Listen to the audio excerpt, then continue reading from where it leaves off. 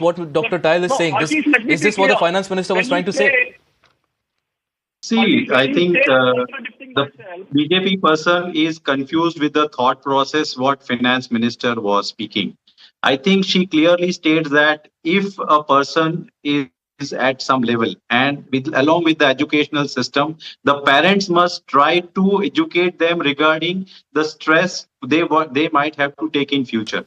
I think quoting to the example, she had not spoken the name of that girl, but definitely it's a correlation that everyone understand, and today we are discussing, and a statement that you should believe in God, or you should go to the spirituality. That is something which is spoken. Then definitely, instead of talking like this, I think finance minister must have come with some solution or some discussion on the point where the working culture and the corporate culture must be taken into consideration in her speeches. But ultimately relying on God, as what we see in the political speeches from Bharatiya Janata Party, that everywhere they want to talk of religion. This time also they want to depend on the God. So I think this is not the correct way of putting the things into onto the platform where she might be addressing some students. So I personally feel that the BJP guy is not clear about what finance minister had said, but the outcome, if we see, they are the only statement saying that you become Atmanirbhar, don't rely on anything on the environment which is right now. You, if you want to come out of your stressful life, believe in God, go and have a faith. Definitely God is our dharma. We believe in God, but ultimately the environment and the working culture has to be designed or has to be addressed by the government, because we have a loss of life, and the parents who have lost their kid, they never want Dilip Cherian to respond to this. Mr. Dilip Cherian, a lot of people say that India's labour laws, which were established in 1948, are out of sync with the current reality. Even with these kind of statements, looks like even the politicians are out of sync. Politicians are an easy and soft target. The real problem is in the economy. The real problem is for companies to survive in a grueling world where competition, a word which has been tossed around a lot, is actually increasing. Now, you can take a view that the finance minister should have talked about how these issues can be eased.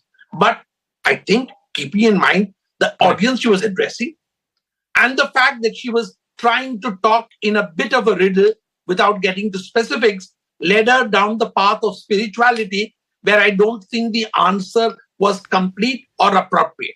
I think that there is no doubt that competition is increasing, but also there is no doubt that today's generation feels that it is under more pressure than previous generations were. I think that is where the confusion arises. We may want to, Ashish, think that this is the generation which is facing the most pressure.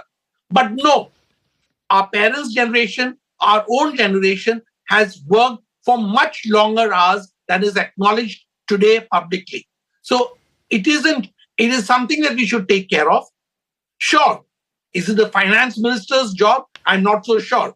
Should she have talked about spirituality? Definitely not. But as I said, we need to understand that the Indian economy and the Indian corporate structure is going through more competition than it has faced ever before.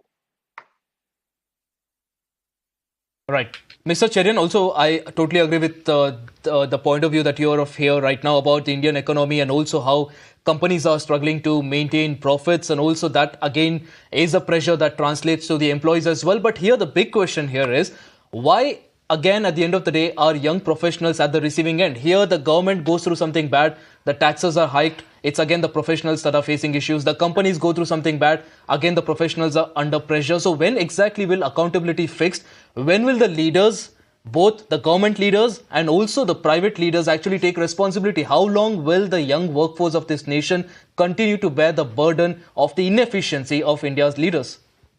The idea that there is inefficiency among the leadership is not new, and largely it is echoed by the system that is surrounding us. This surround system also tells us that as we go forward, we have to make sure that we balance between a nation that is happy and a nation that is aiming for 5 trillion. What is it that we really want for our citizens? Do we want a more balanced life?